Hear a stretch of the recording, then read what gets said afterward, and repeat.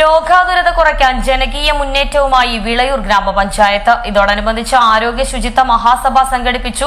വീട്ടുമുറ്റങ്ങളിലായിരുന്നു ശുചിത്വ സഭകൾ ചേർന്നത്. സമ്പൂർണ്ണ ശുചിത്വവും രോഗപ്രതിരോധവും ലക്ഷ്യമിട്ടുള്ള കർമ്മ പദ്ധതികൾക്കാണ് വിളയൂർ പഞ്ചായത്തിൽ തുടക്കമായിരിക്കുന്നത്.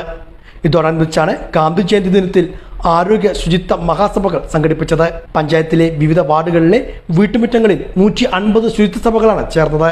5000-ഓളം പേർ ശുചിത്വ സഭകളിൽ പങ്കാളികളായി. 5-ാം വാർഡിൽ നടന്ന ശുചിത്വ സഭ മുഹമ്മദ് മോഹസിൻ MLA ഉദ്ഘാടനം ചെയ്തു.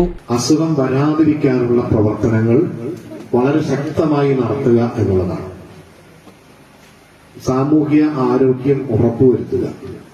നമുക്കറിയാം, കേരളത്തിൽ ഏറ്റവും കൂടുതൽ ആളുകൾ ജീവിതശൈലി രോഗങ്ങൾ കൊണ്ട് ബുദ്ധിമുട്ടുന്നവരാണ്. നമുക്ക് നേരത്തെ ഉള്ളതിനേക്കാൾ കൂടുതൽ പ്രമേഹം എന്ന് പറയുന്നത് ഒരു അസുഖമല്ല എന്നുള്ള അവസ്ഥയിലേക്ക് എത്തി.